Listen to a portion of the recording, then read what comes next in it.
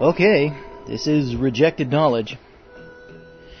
And yeah, this is Rejected Knowledge because I'm guessing the title of this book might justifiably be something like, and you're still voting because why?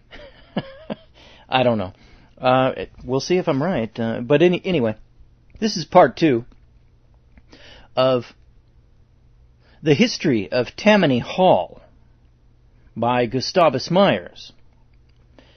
This is going to be chapter 4. It's called Slow Recovery from Disaster, 1809 to 1815.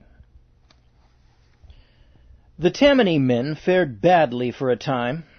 During 1809, the Council of Appointment removed numbers of them from office. In November, the Federalists elected a majority of their aldermanic ticket, and in April 1810, they elected their assembly ticket by the close majority of 36. Even when the Federalists were beaten the following year, it brought no good to Tammany, for a Clintonite Council of Appointment dispensed the offices. Clinton, though ousted from the mayoralty in 1810 to make room for the Federalist Jacob Radcliffe, was again made mayor in the spring of 1811. But before long, affairs took another turn. Tammany was the only real Republican organization in the city. It stood for the National Party.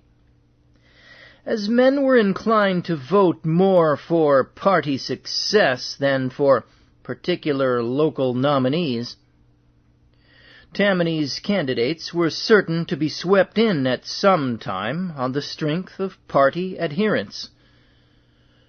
While the rank and file of the organization were concerned in seeing its candidates successful only inasmuch as that meant the success of democratic principles, the leaders intrigued constantly for spoils at the expense of principles.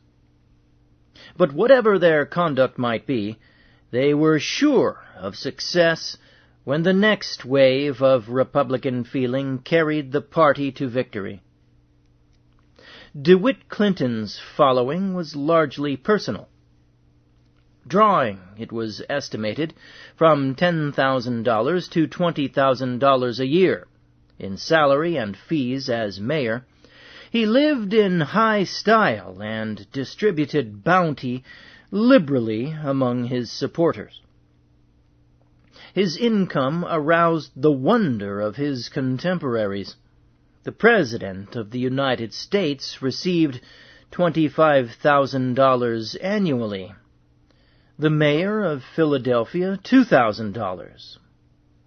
Said one observer, quote, "Posterity will read with astonishment that a mayor of New York should make the enormous sum of $15,000 out of his office." Unquote. This was no inconsequential salary at a time when a man worth $50,000 was thought rich, when a good house could be rented for $350 a year, and $750 or $800 would meet the expenses of the average family.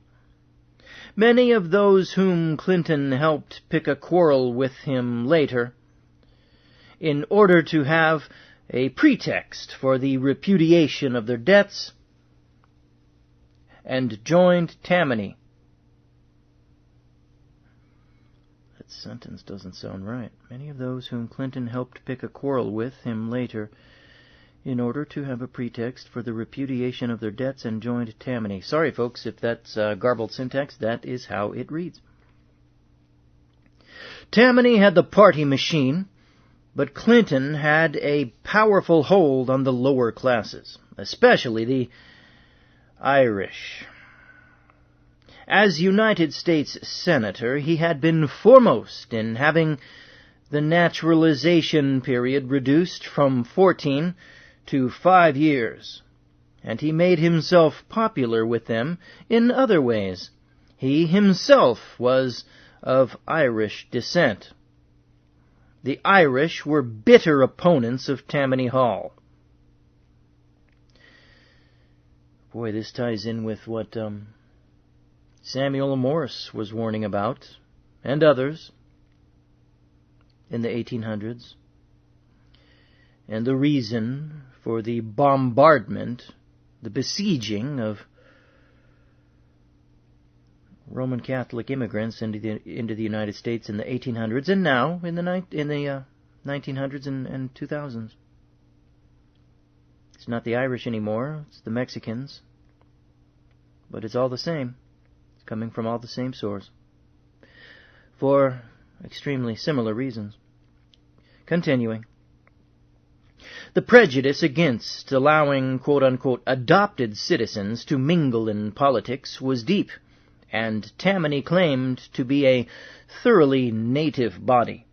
As early as May 12, 1791, at Campbell's Tavern, Greenwich, the Tammany Society had announced that, being a national body, it consisted of Americans born who would fill all offices, though adopted Americans were eligible to honorary posts such as warriors and hunters. An quote-unquote adopted citizen was looked upon as an quote-unquote exotic. Religious feeling, too, was conspicuous. It was only after repeated hostile demonstrations that Tammany would consent, in 1809, for the first time, to place a Catholic, Patrick Mackay, upon its assembly ticket. The accession of the Livingston family had helped the society, adding the support of a considerable faction and quote-unquote respectability. The Livingstons, intent on superseding the Clintons, seized on Tammany as a good lever. Above all, it was necessary to have a full application of quote-unquote respectability, and to further that end, the society put up a pretentious building, the recent Sun newspaper building. In 1802, the Tammany Society had tried by subscription to build a fine wigwam, but was unsuccessful. The unwisdom of staying in such a place as Martling's, which subjected them to gibes, and which was described as, quote, the den where the wolves and bears and panthers assemble, and drink down large potations of beer, unquote, was impressed upon the sachems who, led by Jacob Barker, the largest shipbuilder in the country at the time, raised the sum of $28,000. The new wigwam was opened in 1811 with the peculiar Indian ceremonies.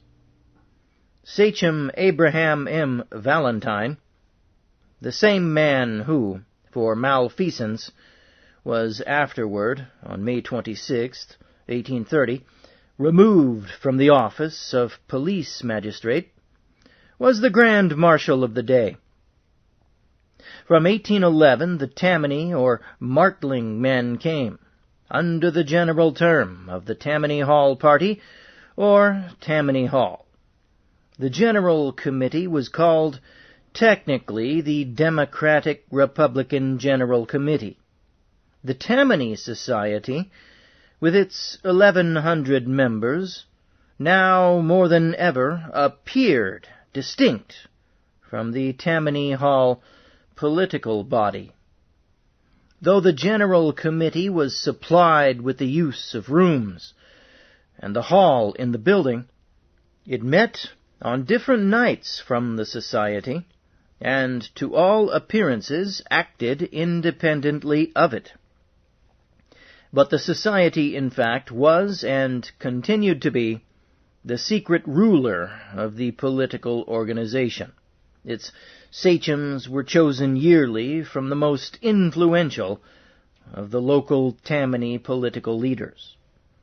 DeWitt Clinton aimed to be President of the United States and schemed for his nomination by the Republican Legislative Caucus. Early in 1811, he sought and received from the caucus the nomination for lieutenant governor. He purposed to hold both the offices of mayor and lieutenant governor, while spending as much time as he could at Albany so as to bring his direct influence to bear in person. As a state officer, he could do this without loss of dignity. He would have preferred the post of state senator, but he feared if he stood for election in New York City, Tammany would defeat him.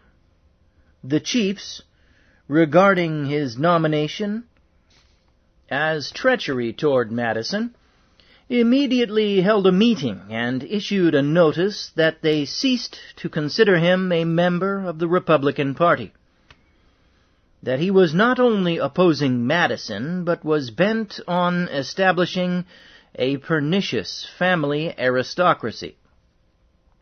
When the Clinton men tried to hold a counter-meeting at the Union Hotel a few days later, the Tammany men rushed in and put them to flight.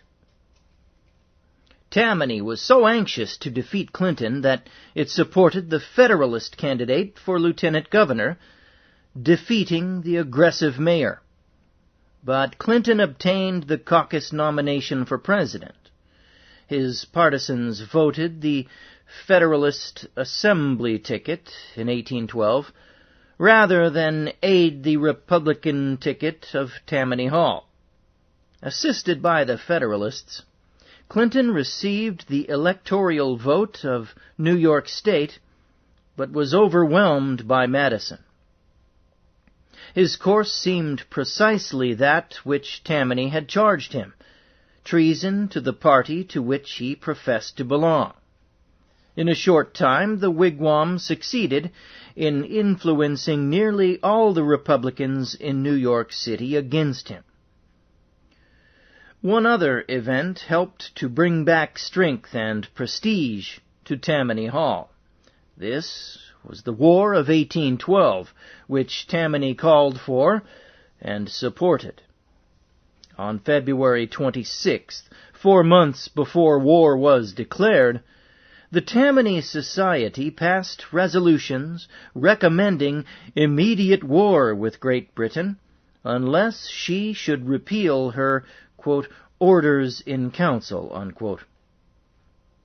The members pledged themselves to support the government, quote, in that just and necessary war, unquote, with their, quote, lives, fortunes, and sacred honor, unquote.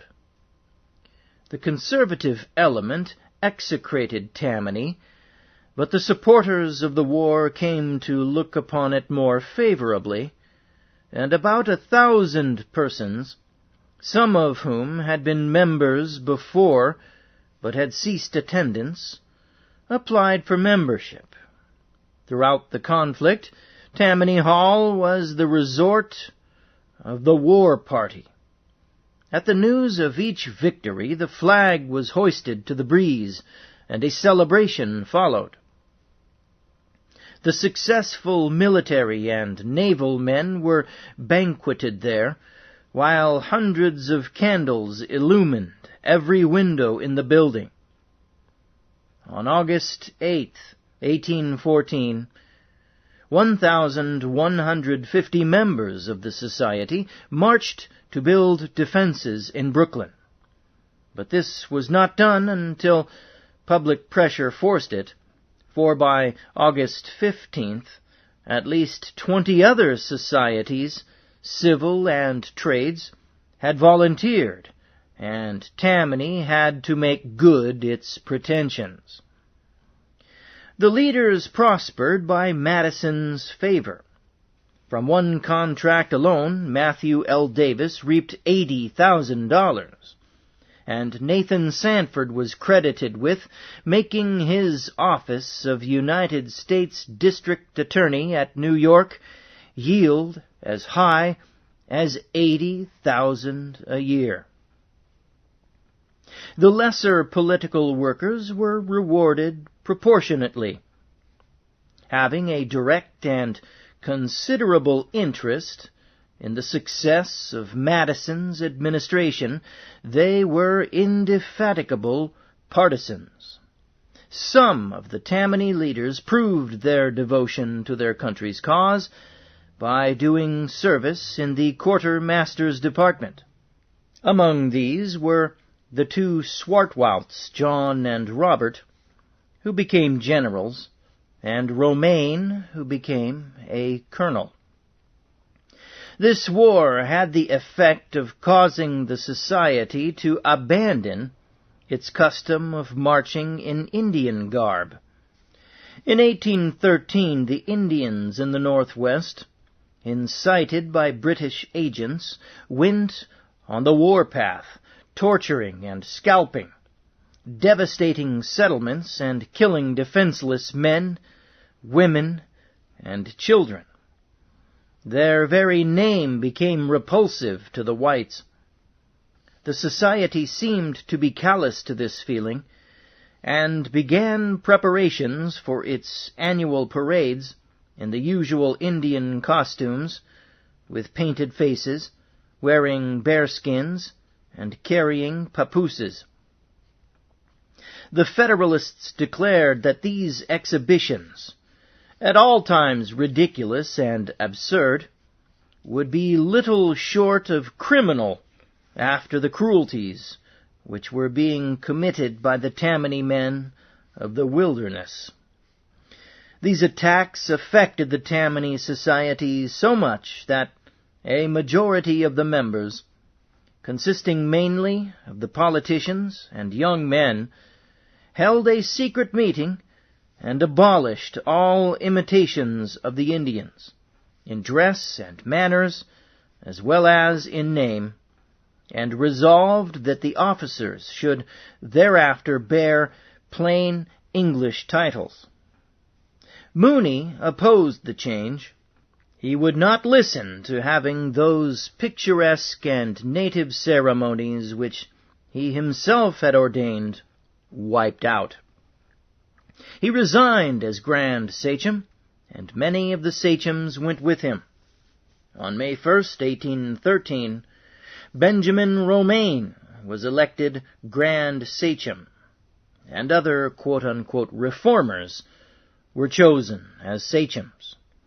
On July 4th, the Tammany Society marched with reduced numbers in ordinary civilian garb. From that time, the society contented itself with civilian costume until 1825, when its parades ceased. The attitude of the political parties to the war had the effect of making Tammany Hall the predominant force in the state, and of disorganizing the Federalist Party beyond hope of recovery. Tammany began in 1813 to organize for the control of the state and to put down for all time DeWitt Clinton, whom it denounced as having tried to paralyze the energies of Madison's administration. Meanwhile, the Federalist leaders in the city, with a singular lack of tact, were constantly offending the popular feeling with their political doctrines and their haughty airs of superior citizenship. To such an extent was this carried that at times they were mobbed, as on June 29, 1814, for celebrating the return of the Bourbons to the French throne. The organization of Tammany Hall, begun, as has been seen, by the formation of the general, nominating, and correspondence committees, in 1806 and 1808, was now further elaborated. A finance committee, whose duty it was to gather for the leaders a suitable campaign fund, was created, And this was followed by the creation of the Republican Young Men's General Committee, which was a sort of auxiliary to the General Committee, having limited powers and serving as a province for the ambitions of the young men. The Democratic-Republican General Committee was supposed to comprise only the trusted ward leaders, ripe with years and experience. About the beginning of the War of 1812, it added to its duties the issuing of long public addresses on political topics. These general committees were made self-perpetuating.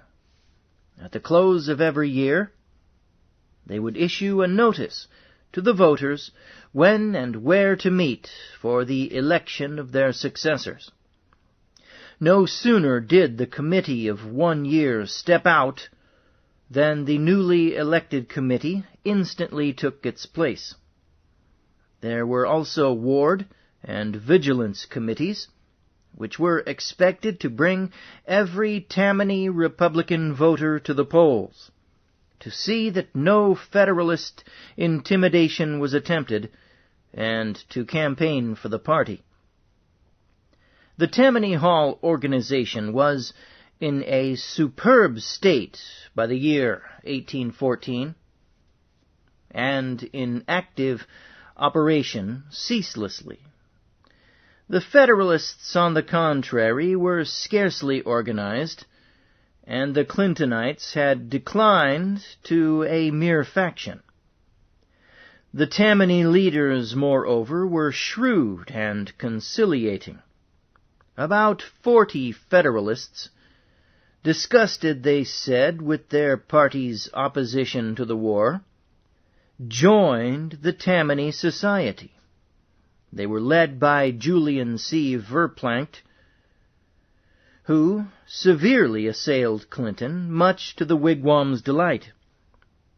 Tammany Hall not only received them with warmth, but advanced nearly all of them, such as Jacob Radcliffe, Richard Hadfelt, Richard Riker, and Hugh Maxwell, to the first public positions.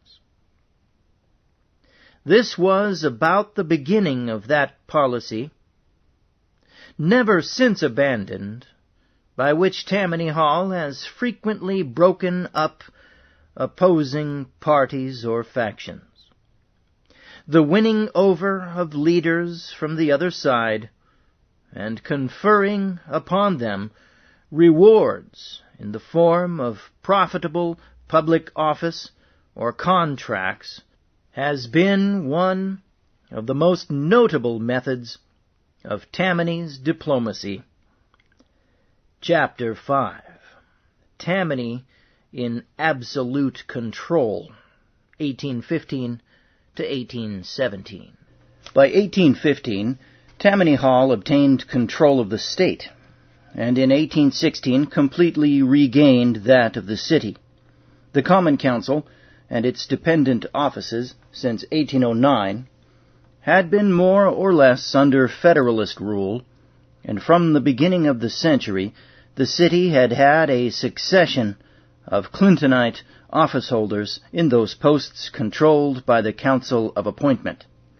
At the close of the War of 1812, the population of the city approached 100,000, and there were 13,941 voters in all.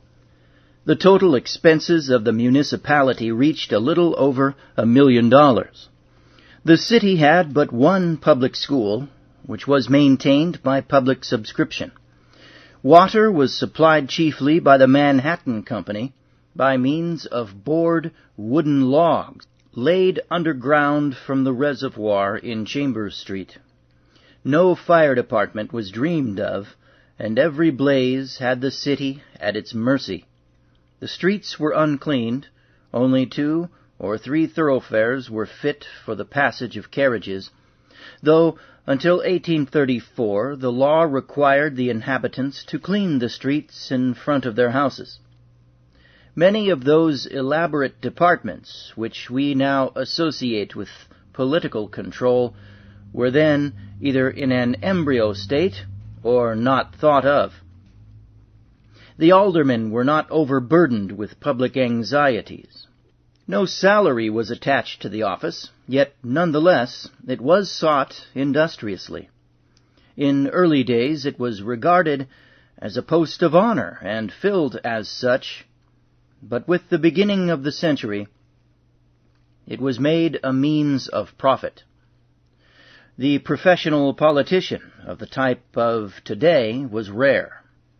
The aldermen had business, as a rule, upon which they depended, and to which they attended in the day, holding sessions of the board sporadically at night.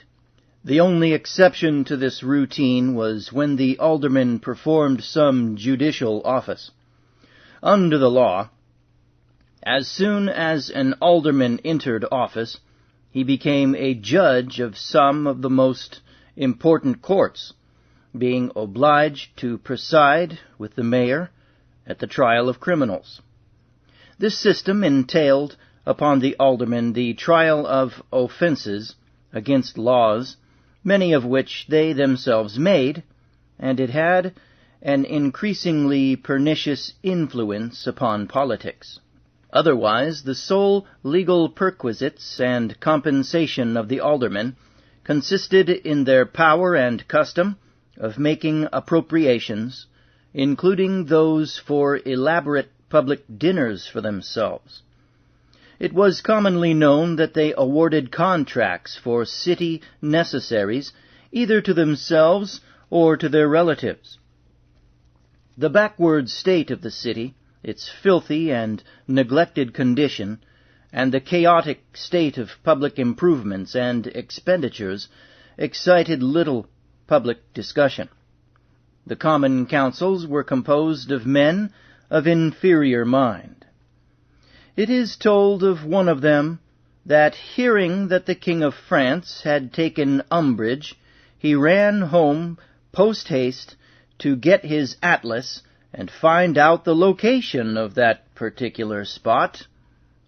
In the exclusive charge of such a body, New York City would have struggled along but slowly, had it not been for the courage and genius of the man who, at one stroke, started it on a dazzling career of prosperity.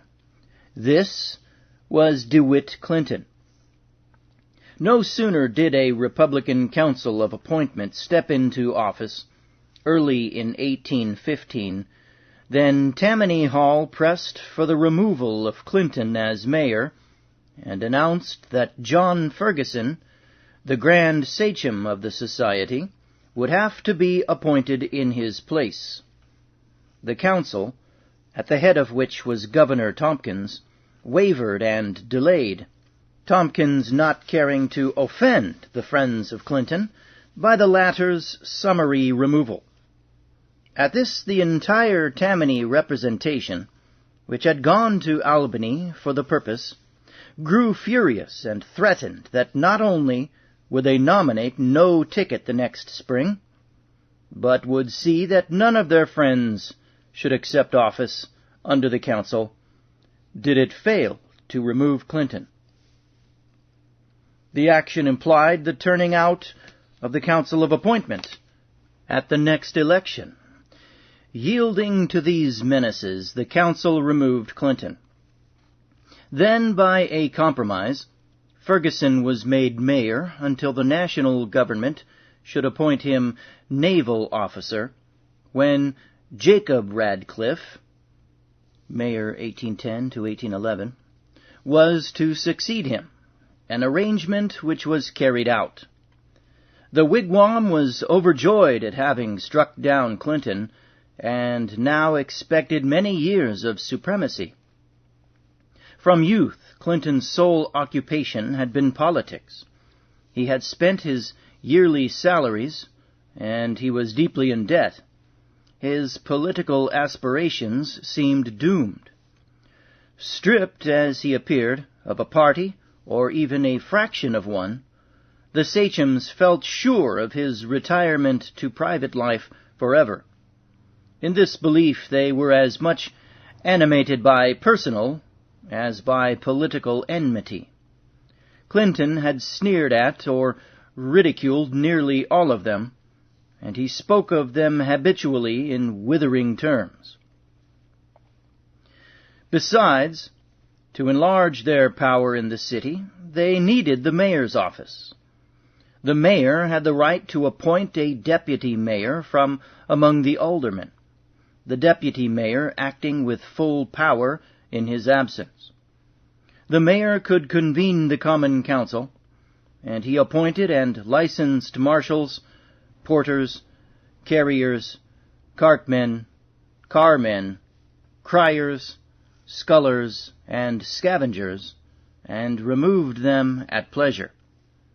He licensed tavern keepers and all who sold excisable liquors by retail. The mayor, the deputy mayor, recorder, and aldermen were ex officio judges of the peace, and were empowered to hold courts of general sessions. The mayor, recorder, and aldermen were also justices of oyer and terminer, and the mayor, deputy mayor, and recorder could preside over the court of common pleas with or without the aldermen. The gathering of all this power into its own control gave further strength to Tammany Hall. But the expressions of regret at Clinton's removal were so spontaneous and sincere that Tammany feigned participation in them and took the utmost pains to represent the removal only as a political exigency. The Common Council, which was now Federalist, passed, on March 21st, 1815, a vote of thanks to Clinton for his able administration.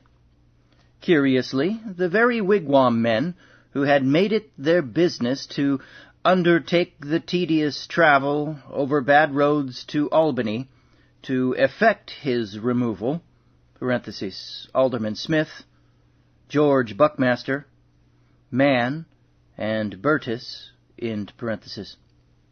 voted loudest in favor of the resolution.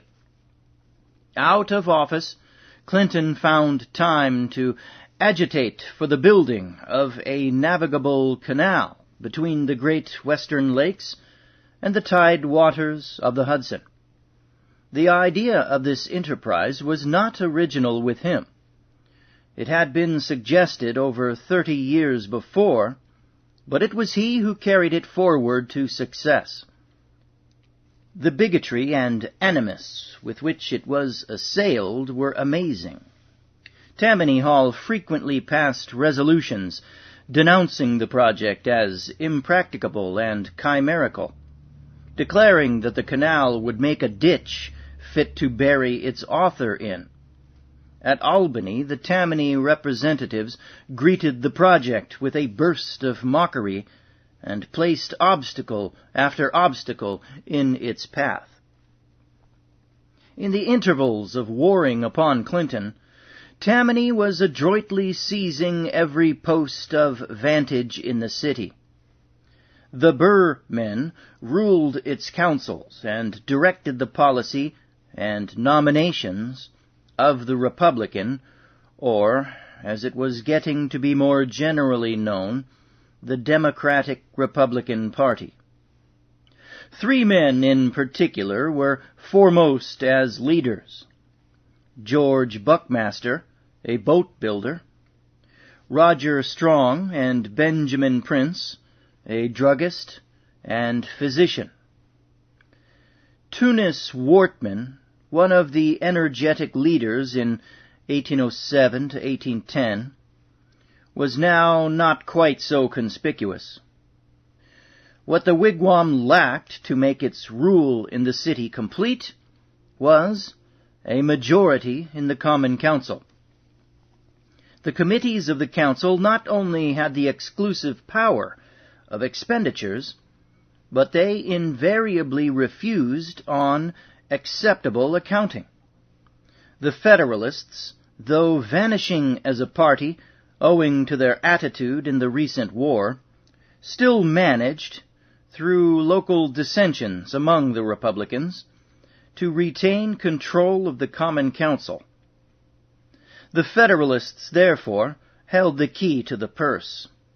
It had always been customary for the mayor to appoint the Common Council committees from the party which happened to be dominant. Established forms meant nothing to Mayor Radcliffe and to Buckmaster and other Tammany aldermen, who, late in December 1815, decided to turn out the Federalist chairmen of committees and put Tammany men in their places.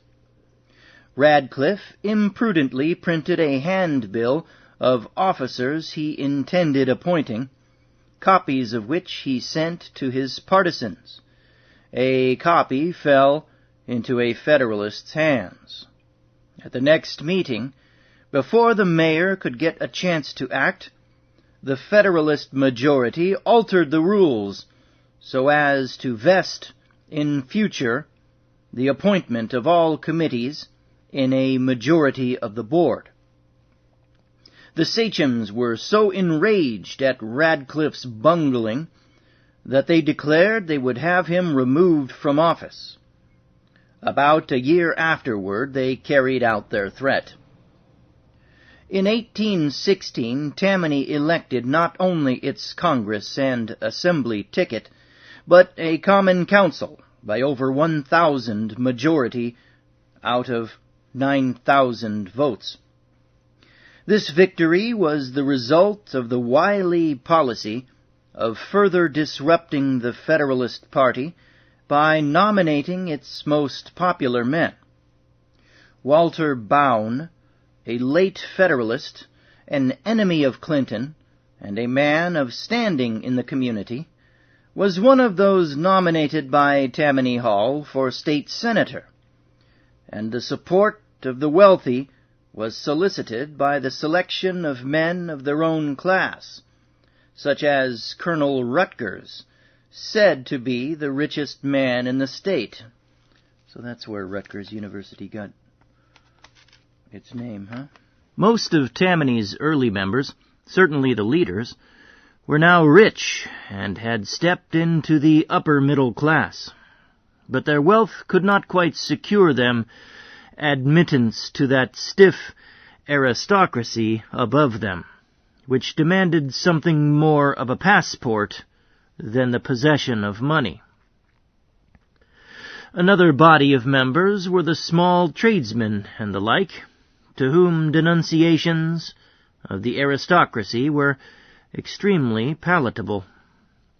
A third class, that of the mechanics and laborers, believed that Tammany Hall exclusively represented them in its onslaughts on the aristocracy.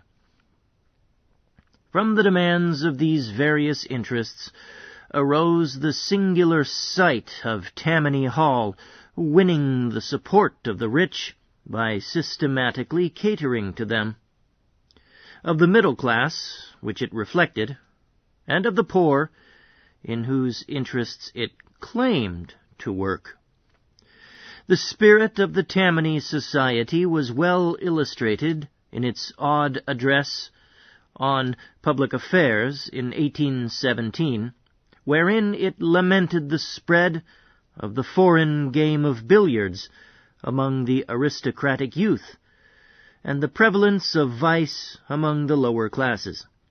Again, in May 1817, the Tammany majority of the Common Council, under pressure from the religious element, passed an ordinance fining every person $5 who should hunt, shoot, fish, spar, or play on Sunday, a law which cut off from the poor their favorite pastimes. Here, too, another of the secrets by which the organization was enabled to thrive should be mentioned. This was the quote-unquote regularity of its nominations. Tunis Wortman, a few years before, had disclosed the real substance of the principle of regularity when he wrote, quote, "The nominating power is an omnipotent one, though it approaches us in the humble attitude of the recommendation. Its influence is irresistible. Every year's experience demonstrates that its recommendations are commands, that instead of presenting a choice, it deprives us of all option," unquote. The plain meaning was that, regardless of the candidate's character, the mass of the party would vote for him once he happened to be put forth on the quote-unquote regular ticket. Fully alive to the value of this particular power, the Tammany Hall General Committee successively and unfailingly would invite in its calls for all meetings, quote, "those friendly to regular nominations," unquote. Its answer to charges of dictatorship was plain and direct. Discipline was necessary, its leaders said, to prevent aristocrats from disrupting their party by inciting a variety of nominations. It was through this fertile agency that quote-unquote bossism became an easy possibility. With the voters in such a receptive state of mind, it was not difficult to dictate nominations. The General Committee was composed of 30 members. Its meetings were secret and attended seldom by more than 14 members. So, substantially, 14 men were acting for over 5,000 Republican voters, and 8 members of the 14 composed a majority. Yet the system had all the pretense of being pure democracy. The wards were called upon at regular intervals to elect delegates. The latter chose candidates or made party rules. And the, quote, "great popular meeting," unquote, accepted or rejected nominees. It all seemed to spring directly from the people. This exquisitely working machine was in full order when the organization secured a firm hold upon the city in 1816.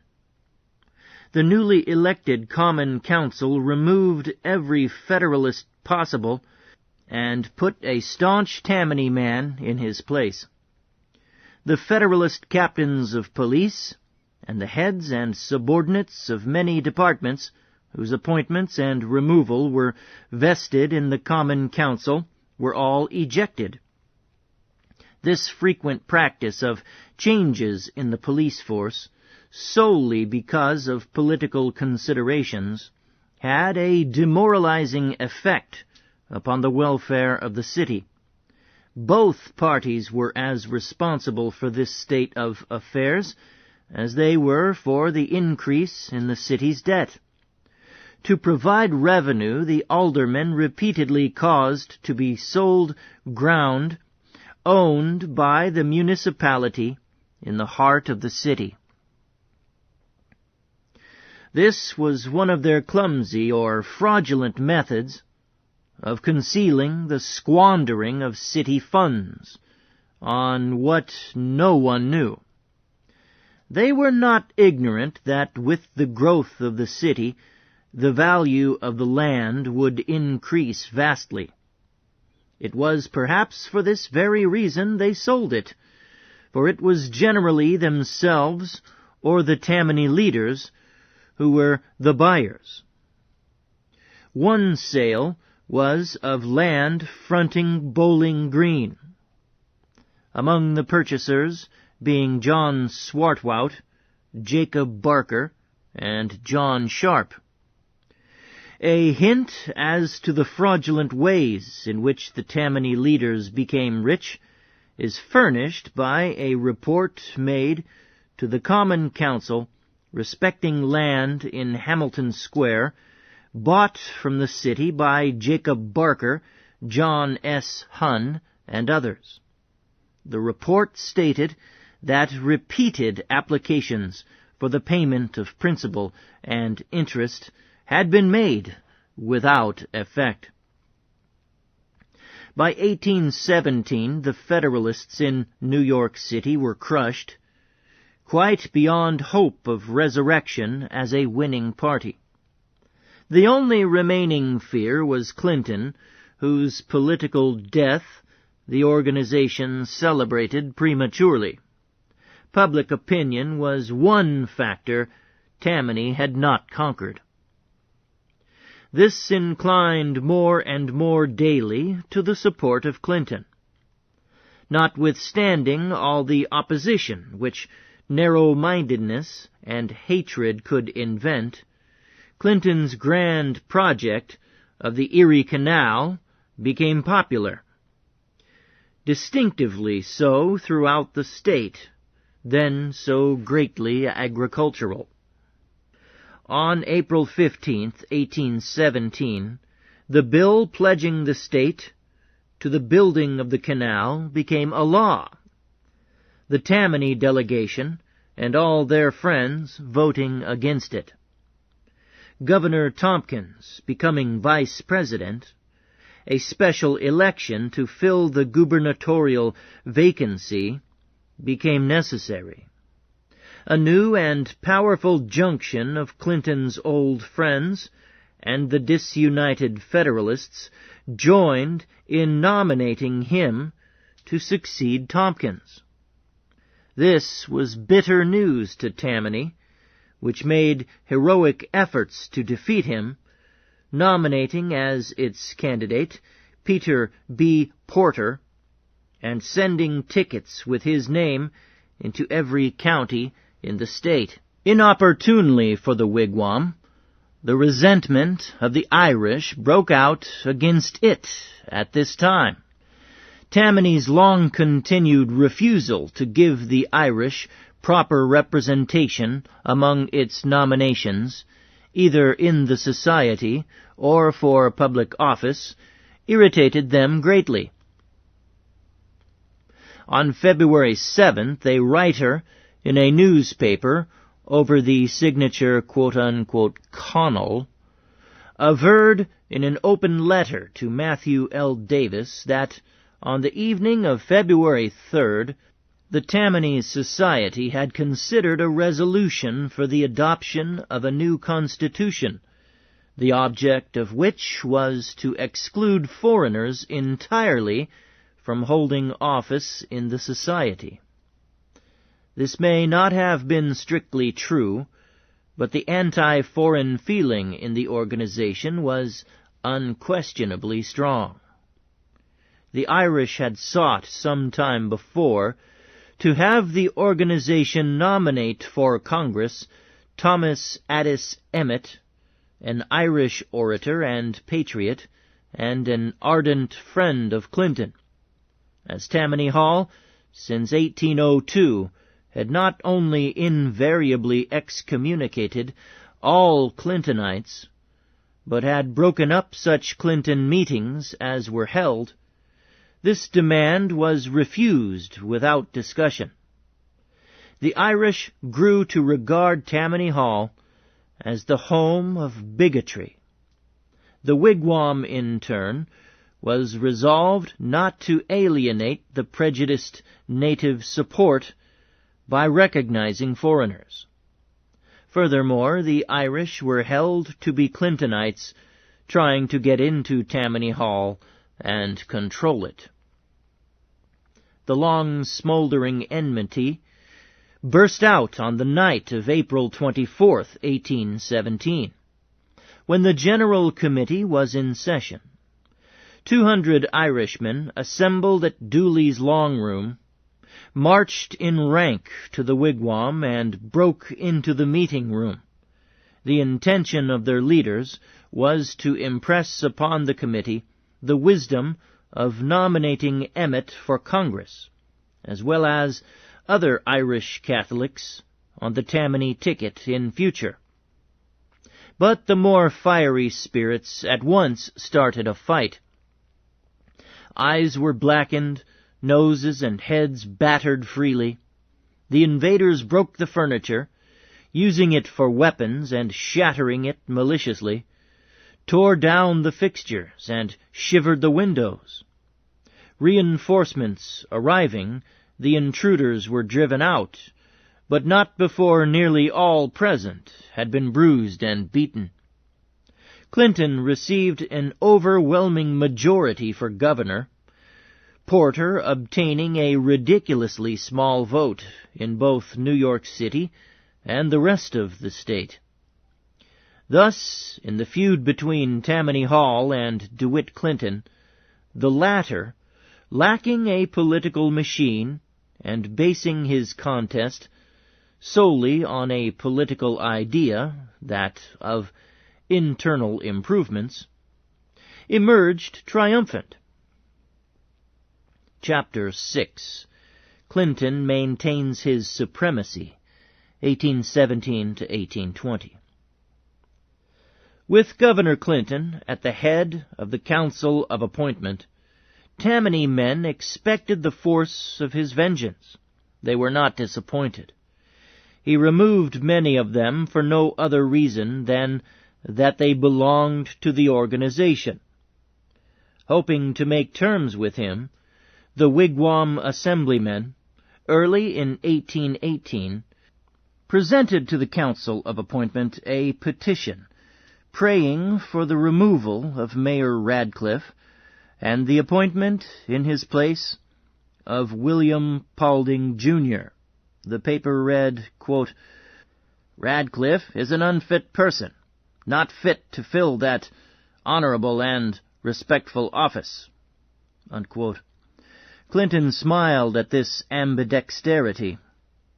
It was rumored that he intended to award the honor to Cadwallader D. Colden, a Federalist supporter of the War of 1812, and one of the Federalists Tammany Hall had sent to the Assembly in 1817, as a means of breaking up that party. Colden now let it be understood that he sided with Clinton. The whole Tammany delegation lived in a single house at Albany and met in a large room, number 10, in Eagle Tavern. Admitted Tammany's own organ, quote, "This system of acting as a separate body was very injudicious to our city. It created suspicion and distrust among country members. It looked like a separate interest, a combination of a powerful delegation to frown down or overpower the delegation of a smaller county," unquote. Colden did not join in these nightly meetings.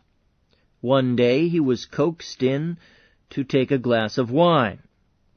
To his surprise, upon opening the door of number 10, he found the delegation in caucus. The meeting seemed to be waiting for him before transacting business. He had scarcely taken a seat when one of the members arose, and in a long speech protested against any member of the city delegation accepting an office, and suggested that each member should pledge himself not to do so. Colden saw at once that the resolution was directed against himself. He exclaimed energetically against the trickery, declaring that he had not asked for the office of mayor, but would accept it if offered. The meeting broke up. Colden was appointed mayor, and Tammany Hall from that time denounced him. In Albany, Clinton was vigorously pushing forward the Erie Canal project. The Tammany men were as aggressively combating it. While Clinton was thus absorbed in this great public enterprise, the wigwam was enriching its leaders in manifold ways. An instance of this was the noted Barker episode. Jacob Barker was a sachem, a leader of great influence in the political organization, and such a power in financial and business circles that at one time he defied the United States Bank. He and Matthew L. Davis were Burr's firmest friends to the hour of Burr's death. Early in 1818, a bill prohibiting private banking, prepared at the instance of the incorporated banks, which sought a monopoly, passed the state, though, as a special favor to Barker, the Senate exempted from its provisions the latter's exchange bank for 3 years. But Barker desired an indefinite lease. To create a show of public sentiment, he had the hall packed with his friends and creatures on April 14th, when resolutions were passed stating that the proposed bill would destroy all competition with the incorporated banks, quote, benefit the rich, oppress the poor, extend the power of existing aristocracies, and terminate the banking transactions of an individual whose loans have been highly advantageous to many laborious and industrious mechanics and neighboring farmers, unquote. The legislature granted the privileges Barker asked. A few years later, in 1826, the sequel to this legislative favoritism appeared in the form of one of the most sensational trials witnessed in early New York. The year 1818 saw Tammany Hall in the unusual position of advocating a protective tariff. The War of 1812 having injured domestic manufacturing, the demand for such a measure was general. Party asperity had softened, and Republicans, or Democrats as they were coming to be known, and Federalists alike, favored it. The Society made the best of this popular wave. It issued an address advising moderate protective duties on foreign goods. But New York then, and until after the Civil War, was a great shipbuilding center, and the shipbuilders and owners and the importing merchants soon influenced Tammany to revert to the staunch advocacy of free trade. The almost complete extinction of national party lines under Monroe caused the disappearance of violent partisan recriminations and brought municipal affairs more to public attention. From 1817 onward, public bodies agitated much more forcibly and persistently than before for the correction of certain local evils. Chief among these were the high taxes. In 1817, the city tax levy was $180,000. In 1818, it rose to $250,000. One newspaper said, quote, an enormous amount, unquote. Though the city received annually $200,000 in rents from houses and lots, for wharves, slips, and piers, and also a considerable amount from fines, yet there was a constantly increasing deficit. The city expenses were thought to be too slight to devour the ordinary revenue. The Democratic or Tammany officials made attempts to explain that much of the debt was contracted under Federalist Common Councils, and said that sufficient money must be provided or, quote, the poor would starve, unquote. At almost the identical time this plea was entered, E.C. Jeanette was laying before the grand jury a statement to this effect, that although it was known that the aggregate capital of the incorporated banks, insurance, and commission companies in New York City, exclusive of one branch of the United States Bank, amounted in 1817 to about $22 million, in addition to the shares in those companies, yet the city and state's taxes combined, quote, on all that vast personal estate in New York City are only a paltry $97,000, unquote. The explanation of the blindness of the wigwam officials to the escape of the rich from taxation is simple. Same old, same old. Ha! The rich escaping taxes, and the politicians being salesmen for it. Wow. Very early 1800s, this was going on. That's what they use the foundations for now and various other things. Continuing. The Tammany Hall of 1818 was not the Tammany Hall of 1800. In that interval, the poor young men who once had to club together in order to vote had become directors in banking, insurance, and various other corporations, which as members of the legislature or as city officials they themselves had helped to form. Being such, they exerted all the influence of their political machinery to save their property from taxation.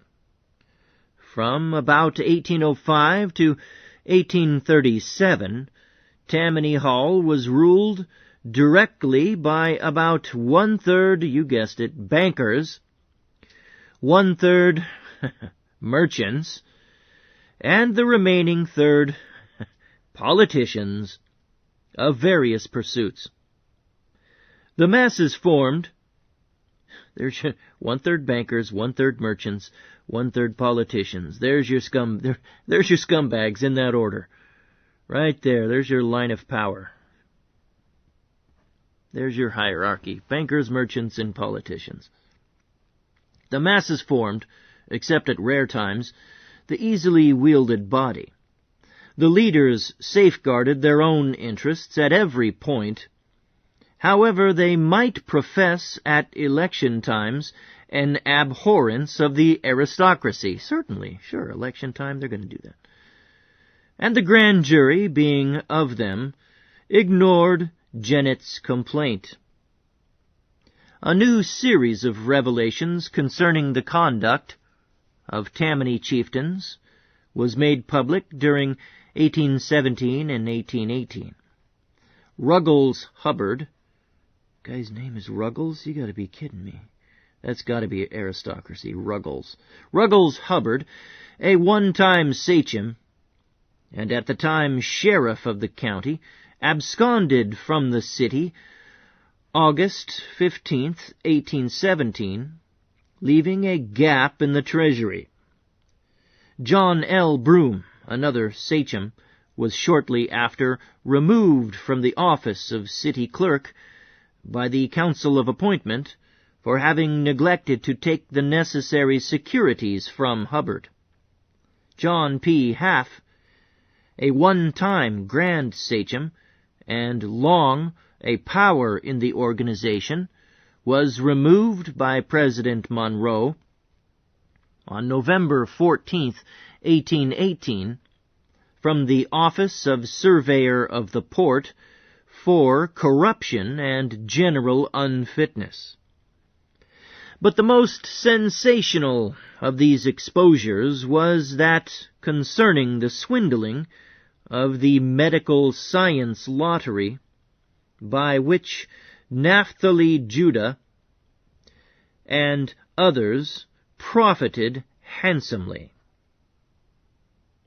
The testimony brought out before Mayor Colden, November 16, 1818, showed that a corrupt understanding existed between Judah and one of the lottery's managers, by which the former was enabled to have a knowledge of the state of the wheel. Not less than $100,000 was drawn on the first day, of which Judah received a large share. Further affidavits were submitted tending to show a corrupt understanding between Judah and Alderman Isaac Denniston in the drawing of the Owego lottery, by which Denniston won $35,000. John L. Broom was also implicated in the scandal, and Tunis Wortman, while not directly concerned in it, was considered involved by the public, and suffered a complete loss of popular favor, though retaining for some time a certain degree of influence in the society and organization. Always as popular criticism began to assert itself, Tammany would make a sudden display of patriotism, accompanied by the pronouncement of high-sounding toasts and other exalted utterances. Who said that? Patriotism is the last refuge of scumbags. Was that Mark Twain? Somebody said that. Such it did in 1817, when the Society took part in the interment of the remains of General Montgomery in St. Paul's Church, and now the sachems prepared to entertain Andrew Jackson at a banquet, and also indirectly signify that he was their choice for president. William Mooney, again elected Grand Sachem, sent to General Jackson, under date of February 15, 1819, a grandiloquent letter of invitation which, referring to the Battle of New Orleans, said in part, quote, "Columbia's voice." Why Columbia? Why that mother goddess? Columbia's voice, in peals of iron thunder, proclaimed the dread fiat of that eventful morn. Terra was drenched with human gore. The perturbed elements were hushed. Mars and Bellona retired from the ensanguined field, and godlike Hera resumed her gentle reign. We approbate your noble deeds, and greet you, hero, scourge of British insolence, Spanish perfidy, and Indian cruelty. These, sir, are the sentiments of the Sons of Liberty in New York, who compose the national institution of Tammany Society No. 1 of the United States. Here, sir, we guard the patriot flame, preserved by concord. Its effulgence, in a blaze of glory, shall surround and accompany you to the temple of interminable fame and honor." Unquote. Jackson accepted the invitation. Cadwallader D. Colden, who had been reappointed mayor a few days before, was asked to preside. When, on February 23rd, the banquet was held, and Jackson was called for his toast, Colden arose, and to the consternation of the Tammany men proposed, quote, "DeWitt Clinton, the governor of the great and patriotic state of New York," unquote. This surprising move made it appear that Jackson favored the Clinton party. To counteract the impression, the general instantly left the room, quote, amidst reiterated applauses, unquote, and a dead silence ensued for 3 minutes. This incident, it may well be believed, did not dampen the society's enthusiasm for Jackson. It continued to champion him ardently. Colden was reappointed mayor for the 3rd time in February 1820. Municipal issues were dividing the public consideration with Tammany's renewed efforts to overthrow Clinton. The report of the Common Council Finance Committee, January 10, 1820, showed that the city would soon be $1,300,000 in debt. An attempt was made to show how the money had been spent on the new City Hall and Bellevue Hospital, but it proved nothing. Although the law expressly prohibited aldermen from being directly or indirectly interested in any contract or job, violations were common. It was alleged that streets were sunk, raised and sunk again, to enable the contractors to make large claims against the city. To soothe public clamor, the aldermen made a show of reducing city expenses.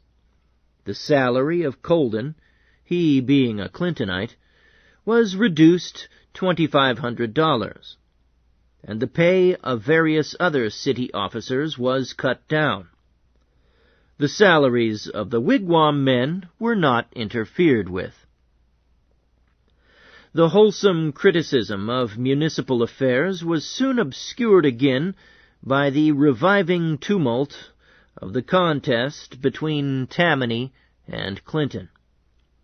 The governor stood for re-election against Daniel D. Tompkins in April 1820. Tompkins had long been the idol of the Tammany men, and for a time was one of the society's sachems. In 1818, he had been practically charged with being a public defaulter. State Controller Archibald McIntyre submitted to the legislature a mass of his vouchers, public and private, for the time Tompkins was governor, which showed a balance against him of $197,297.64. In this balance, however, was included the sum of $142,763.60, which was not allowed to Tompkins' credit because the vouchers were insufficient. Allowing Tompkins this amount, the balance against him was $54,533.44. Tompkins, on the other hand, claimed the state owed him $120,000. His partisans in the Senate in 1819 passed a bill to reimburse him, but it was voted down in the Assembly.